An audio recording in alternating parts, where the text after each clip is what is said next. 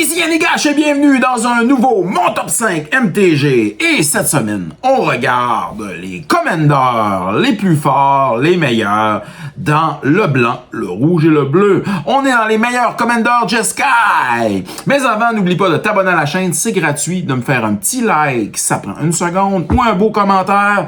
Ça permet à l'algorithme de YouTube de partager notre contenu en français du Québec partout sur la planète. Et toi aussi, tu peux partager notre contenu à tes amis, à ton playgroup de joueurs, de joueuses de Magic the Gathering. Les meilleurs commandeurs Jeskai. On part ça. En cinquième position, nous avons Eowyn Shield Maiden. Pour un blanc, un rouge, un bleu et 2 colorless, on a un Human Knight, créature légendaire qui a 5 de power et 4 de toughness. Elle a First Strike. Mais ce qui est intéressant avec Eowyn, c'est son habileté. Car au début du combat, si tu as un humain qui est rentré sur le jeu avant qu'Eowyn arrive, alors avant la phase de combat, tu vas pouvoir à ce moment-là créer 2 chevaliers rouges, 2/2 token, créature token, qui on va avoir Trample et Haste, très très fort, et ils vont rester sur le battlefield. Et si tu as 6 humains, tu piges une carte. Alors, c'est-tu magnifique ça? On le sait tous, piger, c'est gagné. Et Eowyn, dans un deck de Human Knight, c'est très fort. En quatrième position, nous avons Captain America, First Avenger. Pour un bleu, un blanc, un rouge. On a un Human Soldier Hero, créature légendaire, qui a 4 de power et 4 de toughness. Il a Throw comme ability. Alors, il lance des objets, des boucliers, des masses, toutes sortes de choses, des marteaux. Mjolnir, par exemple. Alors, pour 3 colorless, on va détacher, justement, un équipement de Captain America. Et il va faire des dommages égale justement à la mana value de l'équipement divisé en 1, 2 ou 3 targets. Alors, c'est à votre choix. C'est quand même assez fort. Il a aussi Catch comme habileté. Alors, au début du combat, tu vas pouvoir attacher un équipement, un target équipement sur Captain America. Alors, Captain America en quatrième position. En troisième position, nous avons Narset Enlightened Exile. Pour un blanc, un rouge, un bleu et un colorless, on a un Human Monk, créature légendaire, qui a 3 de power et 4 de toughness. Elle a l'habilité suivante. Les créatures que tu contrôles ont Prowess. Alors, déjà là, c'est quand même très bon.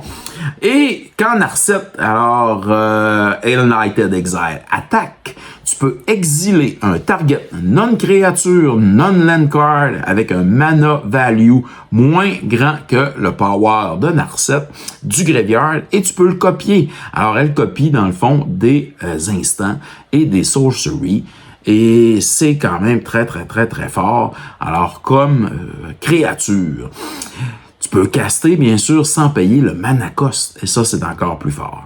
Alors, Narset Enlightened Exile en troisième position. En deuxième position, nous avons Kilo Apogee Mine. Pour un blanc, un rouge et un bleu, nous avons un Robot Artificer qui a 3 de power et 3 de toughness. Bien sûr, c'est un artefact créature légendaire qui a Haste. Alors, il va attaquer tout de suite. Il peut attaquer tout de suite. Alors, lorsqu'il arrive sur le battlefield, il a l'habilité aussi suivante. Lorsque Kilo devient engagé, lorsqu'il est tapé, on peut à ce moment-là proliférer. Ce qui signifie qu'on va ajouter probablement des compteurs, sur beaucoup de créatures, d'artefacts, d'enchantements et de planeswalkers qu'on contrôle. Kilo, Apogee Mine, c'est un très très bon commandeur lorsque tu veux, bien sûr, ajouter beaucoup de compteurs. En première position, nous avons Kikar, Winds Fury. Pour un blanc, un rouge, un bleu et un colorless, on a un Bird Wizard qui a 3 de power, 3 de toughness. Comme c'est un bird, il vole, il a flying. Alors, quand tu vas caster un non-créature spell, probablement instant, sorcery, enchantement, artefact, tu vas créer un 1/1 Bird Spirit Token qui vole lui aussi. Et ce qui est intéressant avec Kikar, c'est qu'on peut, à ce moment-là, sacrifier nos spirits pour ajouter une mana rouge.